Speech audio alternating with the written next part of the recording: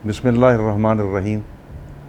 मुअज़्ज़िज़ सामीन, आज 6 सितंबर 1965 की जंग के हवाले से जो मुझे मौजू दिया गया है उसका उन्वान है वतन की मट्टी गवाह रहना। आगे के मिसरे आपने सुने होंगे बारहा। तेरे मुगन्नी की हर सदा में तेरी ही खुशबू महक रही है, हर एक सुर में हर एक लय में तेरी मोहब्बत चमक रही है। ये वो वतन की मोहब्बत में गाया हुआ गीत है जो हम सब ने सुना हुआ है, हमें याद भी है, और इसी को पस मंज़र में रखते हुए हमने आगे बढ़ना है। अल्लामा इकबाल रहमतुल्लाह अलैह ने और कायद आज़म रहमतुल्लाह अलैह ने किस वक्त ये महसूस किया कि मुसलमानों का जो मुस्तक़बिल है वो बर्र-ए-सग़ीर के कंबाइंड हुकूमत में नहीं है, उन्हें हर हाल में एक अलहदा सल्तनत की ज़रूरत है।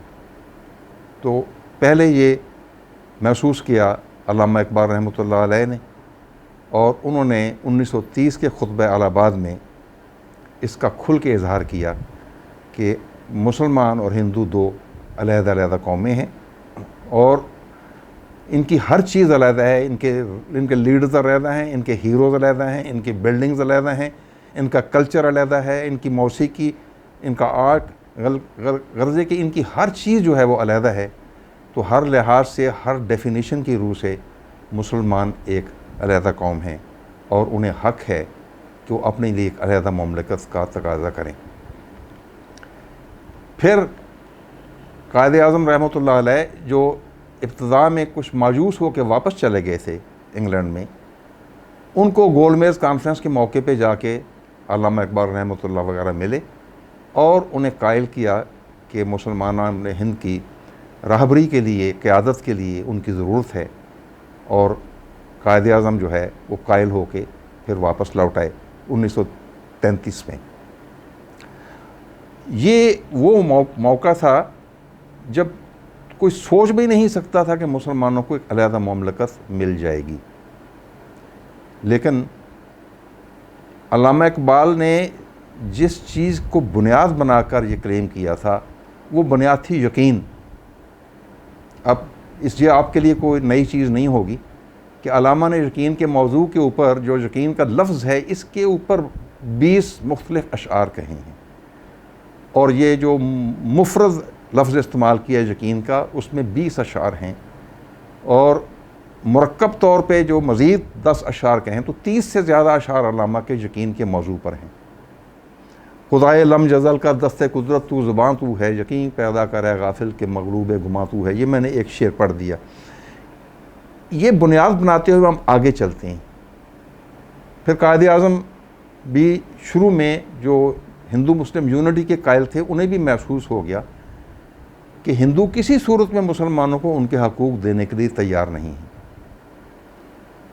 और वो जो उनको एक फार्मूला दिया गया था कि 10 साल तक ये यूनाइटेड रहेंगे, 10 साल के बाद किसी भी वहदत को हक होगा कि वो अलहदा होगी, हो सकेगी।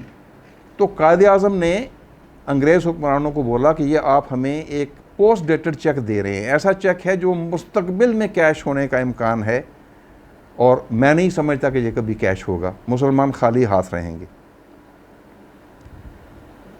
अभी अंग्रेज़ कायल हुए थे या नहीं हुए थे, तो पंडित नेहरू ने बयान दे दिया कि जो अक्सरियत है उसको वोट का हक़ है, जो मुसलमान हैं उनके जो हकूक़ हैं उनके यूनिटी के अंदर रहते हुए उनको जो दिए जा सकते हैं उतने ही दिए जाएंगे, लेकिन अलहदा होने का सवाल ही पैदा नहीं होता कि हम किसी भी मौके पर उनको अलहदा होने का हक़ देंगे।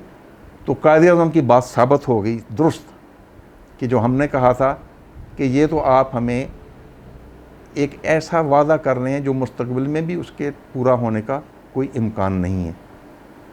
ये वो मौका था जब फिर मुसलमानों ने खुल के एक अलहदा ममलकत के क़याम का मुतालबा कर दिया। फिर आपने करारदाद लाहौर का नाम से सुना होगा, जिसका उस वक्त नाम था लाहौर रेजोल्यूशन, बाद में उसका नाम पाकिस्तान रेजोल्यूशन हो गया। फिर उसमें थोड़ी अमेंडमेंट हुई करारदाद दिल्ली के रूह से। तो ये जो करारदाद लाहौर थी, ये पाकिस्तान की बुनियाद बनी। इसमें हमने खुल के मुतालबा कर दिया कि हमें अलहदा एक ममलकत की ज़रूरत है। और फिर हम देखते हैं कि 7 साल के कलील अरसे में, यानी 1940 में यह करारदाद कामयाब हुई और 1947 में हमने बेइंतहा कुर्बानियाँ देकर अपने लिए एक अलहदा वतन जो है वो हासिल कर लिया। अब हमने आगे बढ़ना है। हमारे जो हिंदू थे, जिनसे अलहदा होने के लिए हमने ये सारी कद्दोकावश की थी, उन्हें ये बात कभी भी हज़म नहीं हुई कि गौ माता के, हिंदू गौ माता के 2 टुकड़े हो गए हैं और एक टुकड़ा जो है वो पाकिस्तान की सूरत में मौजूद है।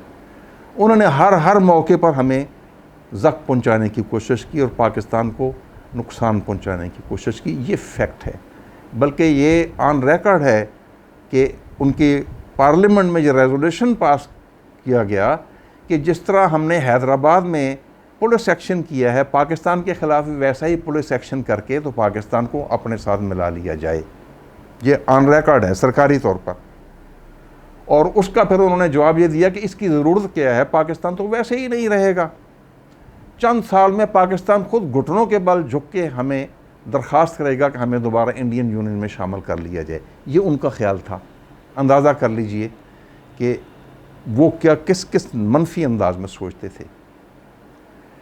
अब इस चीज़ को जब आप पेश नज़र रखेंगे तो फिर देखेंगे कि उसके लिए उन्होंने किस मौके पर हमें नुकसान पहुंचाया। सबसे पहला तो कश्मीर का मसला 1948 में पैदा हो गया। उन्होंने बज़ोर शमशीर वहाँ अपनी फ़ौजें दाखिल करनी।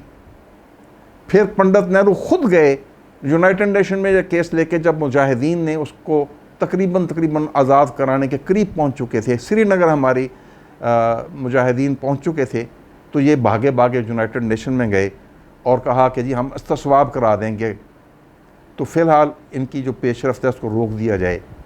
तो उस वक्त के हालात के मुताबिक ये करारदाद मंजूर हो गई। और उसके बाद एक करारदादी 13 करारदादें रिकॉर्ड पर मौजूद हैं इस मौजू पर। इसके अलावा और बेतहाशा करारदादें हैं और हर करारदाद से पंडित नेहरू जो हैं और सब्सिक्वेंट उनकी जो हुकूमतें हैं उन्होंने उनको कबूल करने से इनकार कर दिया, अपनी ही बातों से मुनकर हो गए। और न सिर्फ ये, बल्कि पाकिस्तान को मज़ीद नुकसान पहुंचा के हर मौके पर उन्होंने कुछ न कुछ उस कतर ब्योंत से काम लिया। आपको याद है, हम जब आगे चलेंगे तो उन्होंने अभी तो सियाचिन का वाक़या तो ज़्यादा पुराना नहीं हुआ, ये तो हमारी यूथ को भी मौजूद पता होगा। उससे पहले रन कच्छ में भी हमारी उनके साथ मुसाबकत हो चुकी है, मुखासमत हो चुकी है। पाकिस्तान ने अच्छा खासा इलाका फ़तह कर लिया और इंडियंस को वहाँ मुँह की खानी पड़ी। तो उस मौके पर इंडिया की तरफ से सरकारी तौर पर उन्होंने कहा कि हाँ, अगली बार हम अपनी मर्ज़ी का मैदान चुनेंगे। फिर सन 65 का मौका आ गया। सन 65 में हम थोड़ा सा, क्योंकि ये सन 6 सितंबर के हवाले से है, तो हम सन 65 के ऊपर थोड़ा सा और चंद चीज़ें बात करना चाहेंगे, आपकी दिलचस्पी की खातिर भी और इस तारीख़ को महफूज करने की खातिर भी। 6 सितंबर को भारत हमलावर हुआ इंटरनेशनल सरहद अबूर करके लाहौर, और 24 घंटे के बाद 7-8 की रात को सियालकोट पे हमलावर हुआ। मकसद क्या था कि एक शाहदरा के ऊपर जीटी रोड को काट दिया जाए, दूसरा वज़ीराबाद के करीब जीटी रोड को काट कर पाकिस्तान को 2-3 हिस्सों में तकसीम कर दिया जाए, नॉर्थ और साउथ का राब्ता कट जाए। बड़ी ख़तरनाक चाल थी और कागज़ के ऊपर मंसूबा भी बहुत ही आला था, लेकिन उन्हें ये नहीं पता था कि आगे उनका मुकाबला किस कौम से है। कलमा गो मुसलमानों से मुकाबला है। तो वो जिस भारी जमीयत को लेकर आए थे, जिसमें आपको इल्म होगा कि पाकिस्तान की कुल फ़ौज उस वक्त 3 लाख थी और भारत की फ़ौज उससे 5 गुना बड़ी थी। अब आप अंदाज़ा लीजिए, उसको आप 14 लाख कर लें, 13 लाख कर लें, 12.5 लाख कर लें, भारत 5 गुना ज़्यादा बड़ी उस फ़ौज को भारत के कब्ज़े में थी। वो बजक वक्त या 2 महाज़ों पे इधर हमलावर हुआ। उसके अलावा साउथ की तरफ भी कितनी ही जगह जगह वो हमलावर हुआ, लेकिन मेन उसका जो हमला है वो यहाँ पर था। मैं उस वक्त लेफ्टिनेंट था जब जंग शुरू हुई, और मेरी यूनिट सियालकोट में थी, और ये शोरा आफाक एक रेजिमेंट है, 4 फील्ड रेजिमेंट उस वक्त थी, अब 4 मीडियम रेजिमेंट है, उसमें मैं तय्युन था और गन पोजीशन ऑफिसर था। तो रात को 11:45 बजे, मुझे वक्त भी याद है, हमारे ऑब्जर्वर ने आके से फायर के लिए दरख्वास्त की, कहना शुरू किया कि दुश्मन बढ़ रहा है, फायर दिया जाए। लेकिन हुकूमत की पॉलिसी उस वक्त इसके ऊपर ये थी कि मज़ीद जहाँ मुमकिन हो इश्ताल अंगेज़ी से काम ना लिया जाए और दुश्मन को मौका ना दिया जाए आगे बढ़ने का, तो वो इजाज़त के बगैर फायर खोलने का उस वक्त परमिशन नहीं थी। तो हमें ऑब्ज़र्वर आके बार बार फायर मांग रहा था और हम खामोशी के सिवा कुछ नहीं कर सकते थे। फिर हम तीनों गन पोजीशन ऑफिसर्स में आपस में मशवरा किया कि आगे कैप्टन एजाज जो है वो फायर मांग रहे हैं और हम उनको फायर नहीं दे रहे, तो यार शुरू करते हैं फायर। हमने बग़ैर इजाज़त फायर शुरू कर दिया और 10 मिनट के बाद GHQ से क्लियरेंस आई। मैं ये अक्सर व बेशतर कहता हूँ कि हमारा फ़ैसला दुरुस्त साबित हुआ, वरना हम तीनों कोर्ट मार्शल हो चुके होते 1965 में, जिन्होंने बग़ैर इजाज़त फायर करना शुरू कर दिया था।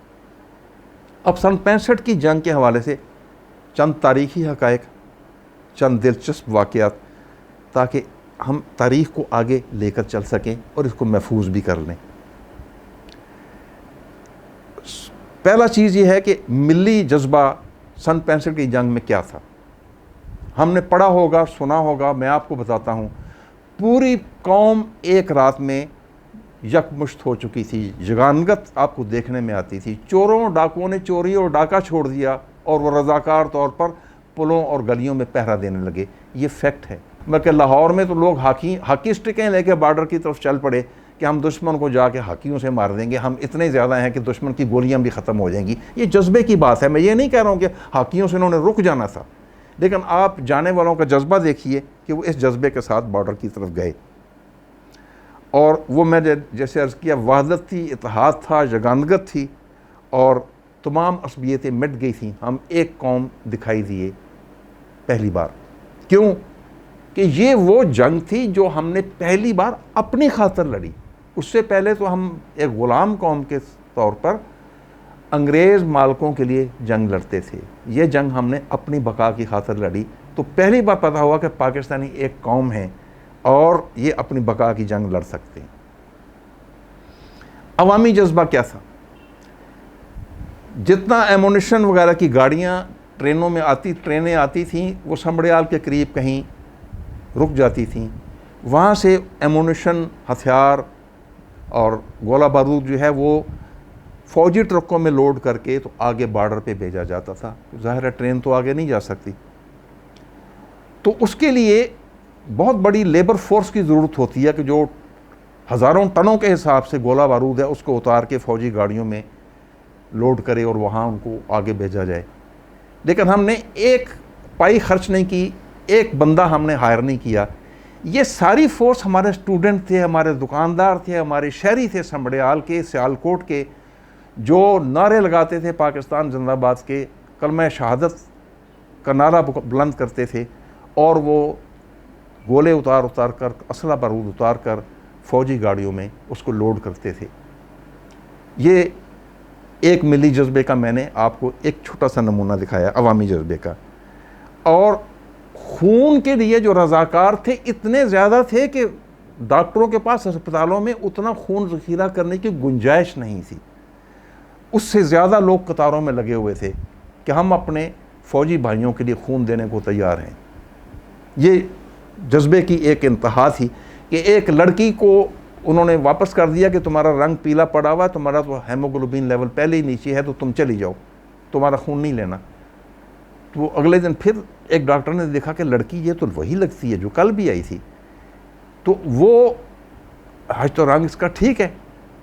तो नाम पूछा, देखा वही थी, तो पता चला वो आज मेकअप करके चली आई थी अपना खून देने के लिए, डॉक्टर को धोखा देने के लिए कि मेरा पीला रंग देख के वो इनकार ना कर दे। जज्बा। फिर मैं 2 बार, मुझे रात के वक्त अपनी गाड़ियाँ शहर के बीच में से गुजारनी पड़ी। तो सियालकोट मेरा ननियाली गांव है, शहर है, तो मुझे उनके कुछ चोर रास्तों को भी पता है। तो मैं वो शॉर्टकट के रास्ते रात के वक्त गन्स उधर से ले गया शहर के अंदर से, वरना ऊपर से बहुत लंबा चक्कर पड़ता था। तो पूरे शहरी साथ साथ जीप के भाग रहे थे। फौजी जी सलाम हाथ मिलाने की शदीद ख्वाहिश, और जो हाथ नहीं मिला सके वो जीप को हाथ लगा के चूम लेते थे। ये मोहब्बत की इंतहा थी, जीप को हाथ लगा के चूमते थे। यानी गोया ये भी वो समझते थे हमने बहुत कुछ सवाब का काम कर लिया। और दुआएं, तोहफ़, खाने, दुआएं के माएँ, बच्चे, बूढ़े सब हाथ उठा के अपने मुजाहिदीन के लिए दुआ गो थे। तोहफ़ और खाने उनको बार बार बताया गया कि ये ना तोहफ़ आपके आगे भेजे ना जा सकते हैं, ना आपका खाना आगे भेजा जा सकता है, लेकिन उनका जज्बा बदस्तूर बरकरार रहा। माँ बहनों ने उसी वक्त स्वेटर बुनने शुरू कर दिए, मफलर बुनने शुरू कर दिए, दस्ताने बुनने शुरू कर दिए कि ये हम फौजी भाइयों को आगे भेजेंगे। खाने लोग पका के देगे ले जाते थे, उनको समझाया कि भाई फौजी को आगे जो तंदूर की रोटी मिलती है वही मिलेगी, ये आपके खाने वहाँ नहीं पहुँचाए नहीं जा सकते। फिर वो अपना जज्बा बहरहाल वो बरकरार रहा उनका। तो वो जैसे कि वो खाने जो बॉर्डर में से लोग लुट पिट के वापस गए थे, वो खाने उनको दे दिए गए ताकि उनको भी खाने की कमी पेश ना आए। ये एक जज्बे की बात कर रहा हूँ। अब आ गया अस्करी जज्बा, कि ये तो शहरियों का जज्बा था, मुल्की लोगों का जज्बा था, तालिब इल्मों का उनका जज्बा था, दुकानदारों का जज्बा था जिनका मैंने जिक्र किया है। अस्करी जज्बा क्या था? 17 दिन रात फायर हमने किया और मोर्चे खोदे, 1 सेकंड के लिए नहीं सोए। मुमकिन नहीं है, 17 दिन बंदा कैसे जाग सकता है? आपके सामने बैठा हूँ, मैं 17 दिन जागा था और ज़िंदा हूँ। इंसानी तौर पे मुमकिन है ये नहीं है, लेकिन ये अल्लाह ने हिम्मत दी थी कि हम जागे। और इधर कॉलर फ्लैप के बीच में मेरा टेलीफोन होता था जिसके ऊपर ऑब्जर्वर की हल्की सी आवाज़ आती थी, 23433 फायर। वो आवाज़ मेरे कानों में चली आती थी और मैं ऊँग तो वह भी एकदम खड़ा हो जाता था। और इतनी ह्यूज गन्स ऊपर से, जो रानी तोप के नाम आपने सुना होगा, वो चिंगाड़ती थी, ज़मीन दहल जाती थी, उसके गोले ऊपर से गुजरते थे, वो मुझे नहीं उसकी आवाज़ आती थी। जब मैं बैठे बैठे ऊँग जाता था तो मुझे पता था कि मैंने सिर्फ इधर सुनना है। उधर से मैंने अपनी आंखें बंद कर लीं, कान बंद कर लिए, तो ये आवाज़ मुझे बारीक सी जो उसमें आ जाती थी, 23433 फायर। तो मैंने कहा ना फायर, और शुरू हो जाना एकदम। तो ये ऐसे ही गुजर गए 17 रोज़, न खाने का पता न पीने का पता। वहीं बैठे बैठे चाय पी ली, अगर किसी ने ला दिया चाय का 1 कप पी लिया। और मैंने ज़ाती तौर पर सिगरेट पीने शुरू किए सन 65 की जंग में। एक फ़ौजी मेरे पास डरता डरता आया, हवालदार सर हम तो बारी बारी कुछ ना कुछ सो लेंगे, आप तो अकेले हैं, अफसर तो इतने ज़्यादा नहीं होते, आप तो नहीं सो सकते। तो सर फिर ऐसे करें कि चाय और सिगरेट पीते रहें, आपको नींद नहीं आएगी, आप जागते रहेंगे। ये उसने फार्मूला बताया डरते डरते कि सर हम नाराज़ ना हो जाएं। तो उस वक्त किंग स्टार्क बगले के सिगरेट मिलते थे, वो मैंने पिए और चाय पीता रहा, तो नींद वैसे भी दूर भाग जाती है इन दोनों चीज़ों से। अब 2 चीज़ें आपको और बताऊं। एक मौके पर हमारी गन पोजीशन जो है, ये दुश्मन ने अपने आलात के ज़रिए मालूम कर ली इसकी लोकेशन के कहाँ से गोले आ रहे हैं। क्यों कि जंग की वजह से हम बर वक्त जगह तब्दील नहीं कर सके। फायर इतना ज़्यादा करना पड़ता था कि मौका नहीं मिल रहा था कि हम इन गन्स को हटा के किसी और जगह ले जाएं। तो दुश्मन ने अपने आलात के ज़रिए, रेडार्स के ज़रिए मालूम कर लिया कि फायर कहाँ से आ रहे हैं, उन्होंने हमारे ऊपर फायर करना शुरू कर दिया। लंबी कहानी हो जाएगी, लेकिन है हकीकत। वो गोले जब आने शुरू हुए तो हमारा तो ज़मीन के ऊपर भी एमुनिशन का असले का अंबार लगा हुआ था, क्योंकि हम मुतहम्मल नहीं हो सकते थे कि इसमें तातुल पैदा हो या हम फायर करना रोक सकें। हम फायर मुसलसल करते थे दिन रात, तोपें गर्म हो गई थी, धाने उनके शोले उगलते दिन रात, और जिस तरह इंसान एग्जॉस्ट हो गए थे तो गन्स भी एग्जॉस्ट हो गई थी, लेकिन फायर की डिमांड नहीं ख़त्म हो रही थी। इसी फायर के साथ हमने दुश्मन के कितने डिवीजन जो फौज है उसको रोके रखा, आगे नहीं बढ़ने दिया। ये थोड़ी सी हकीकत ये जब बताई, तो वो जब दुश्मन के गोले आने शुरू हुए तो वो जहाँ मेरे गोलों का ज़ख़ीरा ज़मीन पर पड़ा था, मैंने उसके बीच में एक गोला गिरा, फटा, आवाज़ भी आई, तो वो हमारे एमुनिशन के जो स्टैक पड़े हुए थे 6-6 फुट 8-8 फुट ऊंचे, वो उसके बीच में मैंने देखा उसके गोले लगे हैं और एक का ढकना खुल गया। तो मैंने आंखें बंद करनी, कलमा शहादत पढ़ लिया कि ये अब एक बड़ा सा धमाका होगा और सब कुछ ख़त्म हो जाएगा। तो मैंने आंखें पढ़ के कलमा पढ़ता रहा। तो 1 सेकंड 2 सेकंड 3 सेकंड, अचानक पता चला फायर तो दुश्मन का रुक चुका है। वो जो फायर आ रहा था, तो मैंने कहा जा खुदावंदा, तू ही मेरी बैटरी को बचा सकता है। ये सारे जवान और ये सब कुछ जो हमारी गन्स ये तबाह हो जाएंगी, अपने ही एमुनिशन असला बारूद से जो यहाँ ज़ख़ीरा पड़ा हुआ है, ये अगर फट गया तो अल्लाह ने वो दुआ कबूल कर ली। वो उधर ही दुश्मन का फायर रुक गया। एक गोला गिरा था, बिल्कुल मैंने देखा कि बीच में से मिट्टी उड़ी थी हमारे ज़ख़ीरे के सेंटर में कहीं। मैं गुरबा कदम वहाँ चलता चलता गया, देखा वो गोला ज़मीन में पेवस्त था, फटा नहीं था। तो तलवार काटती है अल्लाह के हुक्म से, वरना नहीं काटती। पानी डुबोता है अल्लाह के हुक्म से, वरना हज़रत मूसा को डुबो देता। फ़िरौन को डुबोया, मूसा को डुबो। आग जलाती है लेकिन अल्लाह के हुक्म से, वरना हज़रत इब्राहिम को जला देती। तो ये गोला भी फटता तो अल्लाह के हुक्म से, तो अल्लाह ने उसको फटने नहीं दिया, रोक दिया। उधर लगा सही निशाने पर, फटा नहीं। मैं एक नई गन पोजीशन की तलाश में वहाँ से निकलने वाला था, तो फिर दोबारा फायर शुरू हुआ। मेरा एक गन के ऊपर एक तोपची था, शाह बहराम, गिलगित का हवालदार था। बहुत खूबसूरत पर्सनैलिटी, गोरा चिट्टा, फुटबॉलर, हॉकी प्लेयर और हर लिहाज से एक बेहतरीन गनर, तोपची बेहतरीन। तो वो मैंने हुक्म दिया कि सारे जो लोग हैं मोर्चों में चले जाएं, क्योंकि दुश्मन का बड़ा शदीद फायर आ रहा है। तो शाह बहराम उसकी बजाय जब देखूं तोप के टायर के साथ लिपटा हुआ है। ये वाक़या शायद मैंने 100 बार से ज़्यादा सुनाया होगा। कभी नहीं हुआ कि मैं ये वाक़या सुनाऊं तो मेरी आंखों में आंसू ना आ जाएं। तो मैंने देखा शाह बहराम फिर टायर से लिपटा हुआ है बजाय मोर्चे में जाने के। मैंने कहा शाह बहराम इधर आओ, तुमने हुक्म नहीं सुना? कि साहब सुना है। तो तुम मोर्चे में क्यों नहीं गए? तो उसने जो जुमला कहा, दुनिया भर की दौलत से ज़्यादा कीमती वो जुमला है। उसने कहा साहब हमारे पास फालतू टायर नहीं है ना साहब, तो अगर टायर फट गया तो फिर क्या होगा? तो साहब मैं टायर के साथ इसे लिपटता हूँ कि जो गोला अगर फटे तो मुझे लग जाए, टायर ना फटे। शाह बहराम की क्या बात है, एक जवान चला जाएगा उसकी जगह को और आ जाएगा, लेकिन टायर कहाँ से आएगा? ये जज्बा देखें ज़रा, इसका कोई पैरेलल है दुनिया में इस जज्बे का, कि जो बंदा समझता है कि गन का टायर जो है मेरी ज़िंदगी से ज़्यादा कीमती है। वहाँ से हम निकले और गन पोजीशन नई ढूंढने जा रहे थे, तो हम ऊपर से दुश्मन के नेट तैयारों ने हमला कर दिया मेरी जीप पर। एक तैयारे ने ऊपर से रॉकेट फायर किया, वो जीप से आगे निकला, आगे फटा और वो नेट निकल गया। दूसरे नेट ने हमें निशाना बनाया, तो मैंने जीप को भगा दिया। ये M38A1 जीप थी हमारे पास उस ज़माने में, वेली की बनी हुई। तो 60 मील उसकी मैक्सिमम स्पीड थी। मैंने उसको 60 मील की स्पीड पर कच्चे ट्रैक पर भगा दिया।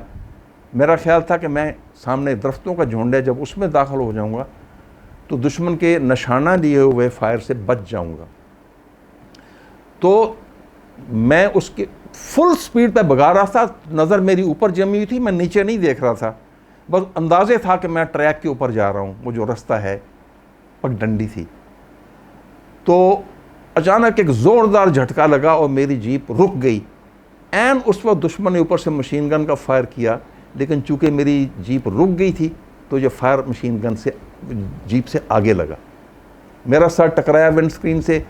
अगर स्टील हेलमेट ना पहना होता तो मेरा सर ज़ख्मी हो जाता। खैर नीचे उतरा, मैंने देखा क्या है, एक्सेलरेटर दबाता हूँ, पहिए घूमते हैं, इंजन घुर्राता है, जीप नहीं चल रही। नीचे देखा तो पता चला कि वो जिस ट्रैक पे हम जा रहे थे वो बतदरीज तंग होता इतना तंग हो गया था कि जीप के चारों पहिए साइड पे उतर गए पानी के खाले में और जीप का पेट उसके साथ लग गया।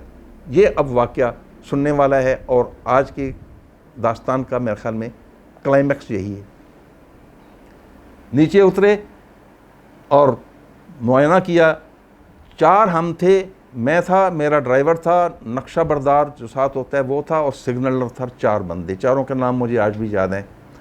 और हमने कोशिश की जीप को हिला के वापस लाएं, तो वो मेरे साथ हवालदार, उस वक्त सिपाही मेर खान था ड्राइवर, बहुत अच्छा ड्राइवर था। वो कहने लगा सर जीप तो 4 आदमी नहीं उठा सकते।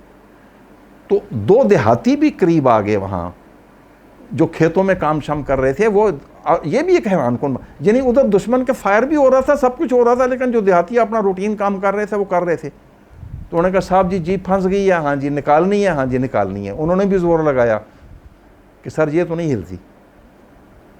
तो वो मेर खान ने मुझे कान में बोला सर ये जीप तो बहुत ज़्यादा हैवी होती।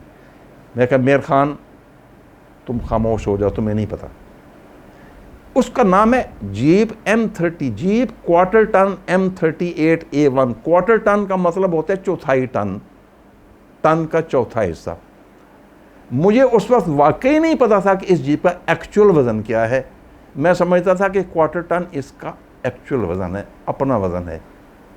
तब बाद में पता चला कि ये उसका अपना वज़न नहीं है, ये उसकी वज़न उठाने की सलाहियत है। जीप का अपना वज़न 3000 पाउंड, यानी तकरीबन 1.25 टन। समझ लीजिए 28 और 30 32 मन के करीब वज़न उस जीप का। तो 6 आदमी कैसे उठा सकते हैं? 5-5 मन तो कोई बंदा नहीं उठा सकता। तो फिर मेर खान मेरे कान में बोला सर रिकवरी को बुला लेते हैं। मैंने कहा यार ऊपर से दुश्मन के जहाज़ आ रहे हैं, रिकवरी का टाइम नहीं, हमने जीप को निकालना है। मैं कहा क्या है यार, क्वार्टर टन जीप है। क्वार्टर टन कितना होता है? 7 मन। तो हम 6 बंदे हैं, 45 किलो वज़न आता है, हम उठा लेते हैं। देहाती ने बोला साहब जी इसका वज़न बस 7 मन है। मैं क्या हाँ 7 मन है। कि सर फिर से गाली कोई नहीं। साहब ने कलमा पढ़ा, अल्लाह अकबर करके उसको उठा के साइड पर रख दिया। हम अपने मिशन पे चले गए। ज़माना गुजर गया, जंग बंद हो गई। अब फिर रूटीन ट्रेनिंग शुरू हुई। तो कैप्टन रुस्तम अली गाड़ियाँ और उनकी तफसील और उनके ख़वास के ऊपर लेक्चर दे रहे थे। उन्होंने शुरू किया जीप से। जीप M38A1, वज़न 3000 पाउंड, यानी तकरीबन 1.25 टन, 30 मन। तो मैं खड़ा हो गया। मैं कहा सर ये गलत है आपके पास डेटा, क्योंकि इस जीप को तो हम 6 बंदों ने मिल के हटाया था, उठाया था। सब हंसने लगे। मेरे सीनियर यार हामिद सईद को गप भी ऐसे लगाओ जो बंदा मान ले। मैंने कहा जनाब ये सारे बंदे, 3 मेरे बंदे मौजूद हैं, ड्राइवर, ऑपरेटर और नक्शा बरदार, तीनों मौजूद हैं, उनको बुला लीजिए। हमने जीप को उठाया था कि नहीं उठाया था? मुमकिन नहीं है यार। मैंने कहा जी मुमकिन है या नहीं है, लेकिन हमने उठाया था। नहीं माने, कोई नहीं माना। लेकिन मुझे तो दिल में पता था ना कि मैं झूठ नहीं बोल रहा हूँ, हमने जीप को उठाया था, ये फैक्ट है। फिर मुझे याद आ गया अपने नफ्सियात के लेक्चरर जैदी साहब, जिन्होंने बताया था कि बाज़ दफ़ा हंगामी हालात में अल्लाह ताला इंसानी जिस्म में इतनी कुव्वत पैदा कर देता है कि वो नामुमकिन चीज़ें भी कर लेता है। मसलन एक बुल फाइटर के पीछे एक भैंसा जो है बेकाबू होकर भागा और उसको बिल्कुल उसकी मौत करीब आ गई थी। तो वो उसने छलांग लगाई हिफाजती जंगले के ऊपर से, 10-12 फुट ऊंचा जंगला, उसके ऊपर से छलांग लगा के वो बाहर जा गिरा। 12 फुट बंदा कैसे छलांग लगा सकता है खाली हाथ? वो को पोल वाल्ट तो नहीं कर रहा था। तो नामुमकिन है एक आदमी के लिए 12 फुट ऊंची छलांग लगानी, लेकिन उन हंगामी हालात में उस प्रेशर दबाव के नीचे वो छलांग लगा के बाहर चला गया भाई। तो मैंने कहा ये भी उन वाक़यात में से एक लगता है। बड़े बार मैंने इसको सोचा कि यार ये तो एक फैक्ट है ना। मैंने जब अकेला भी बैठा कि हमने जीप उठाई थी, और ये भी फैक्ट है कि उसका वज़न 35 मन है, उसको नहीं उठाया जा सकता, तो फिर कैसे हमने उठाई थी? तो 3 चीज़ें मेरे सामने आई। मैंने कहा एक चीज़ तो ये है कि अल्लाह ताला ने उस ख़ास मौके के लिए हमें इतनी एक इजाफी कुव्वत हमें फ़राहम कर दी थी जिसके बलबूते पे हमने जीप को उठा लिया। ये एक नफ्सियात दान से पूछें तो उसको ये जवाब देगा। रूहानी पहलू क्या है कि शायद वो जो दो देहाती हमारे साथ मिले थे वो अल्लाह के भेजे हुए इंसानी रूप में फ़रिश्ते थे। ये दूसरा इम्कान है। एक तीसरा इम्कान है जो अल्लामा इकबाल ने कहा है। अल्लामा इकबाल क्या कहते हैं? कहते हैं, जब इस अंगाराए खाकी में होता है यकीन पैदा, जब इस अंगाराए खाकी में होता है यकीन पैदा, तो कर लेता है ये बालों परे रूहे अमी पैदा। अंगारा खाकी इसलिए कहा कि हम हैं तो खाकी, लेकिन सृष्टि हमारी जो है वो अंगारे की तरह दहकती हुई है। अमल और कुव्वत अमल के लिहाज से हम किसी अंगारे से कम नहीं। तो जब इस अंगारा खाकी में यकीन पैदा हो जाए किसी चीज़ का तो वो कर गुज़रता है।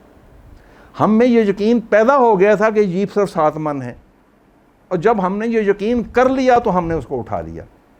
तो फिर अल्लाह ने हमें वो कुव्वत फराहम कर दी कि 7 मन की जीप को हम समझते हुए हम 1.25 टन की गाड़ी को उठा गए। ये है अल्लामा इकबाल के शेर की अमली तौजीह। और मैंने इसका सारी गुफ्तगू का जो टाइटल रखा था वो भी कुछ ऐसा ही था। मैंने कहा, नुक्ता-ए परकार हक मर्द खुदा का यकीन, यानी जो सेंटर ऑफ ग्रेविटी, प्रकार जिससे हम गोल दायरा लगाते हैं, उस प्रकार का जो मरकज़ है जिसके ऊपर वो रेस्ट करती है, जिसकी बिना पर वो गोल दायरा लगाती है, वो क्या चीज़ है? मर्द खुदा का यकीन। जब आपके दिल में एक यकीन पैदा हो जाए कि मैं ये काम कर सकता हूँ, कर गुज़रता हूँ, तो कर गुज़रते हैं। और ये आलम तमाम वहमो तिलिस्मो मजाज, बाकी सब कुछ जो हैं ये इसके अलावा जो कुछ है वो वहमो तिलिस्मो मजाज है। असल चीज़ क्या है? मोमिन का यकीन। हमने सन 71 में नुकसान भी उठाया। जब हमने ये सब असबाक फरामोश कर दिए, हम तितर बितर हो गए, हमारा रोब दाब दुश्मनों पे ख़त्म हो गया। फिर हम उस मंज़र से भी गुज़र गए। फिर हमारे लिए फिर एक आयत आई इस मौके के लिए, वला ताहिनू वला तहज़नू व अंतुमुल आलौना इन कुंतुम मोमिनीन। ना तुम बददिल हो जाओ, ना गम करो, तुम ही गालिब रहोगे अगर तुम मोमन हो। शर्त एक है, अगर तुम मोमन हो तो गालिब तुम ही रहोगे। तो फिर क्या हुआ? फिर हम एक एटमी कुव्वत बन गए। तो हर मौके पर जब दुश्मन ने आपको ज़ख्म पहुँचाने की कोशिश की तो अल्लाह ताला ने फ्रॉम विदिन हमें मज़ीद कुव्वत दे दी। अल्हम्दुलिल्लाह आज हम पाकिस्तान में हैं, हमारी सरहदें महफूज हैं, हमारी फ़ौज का जज्बा बरकरार है।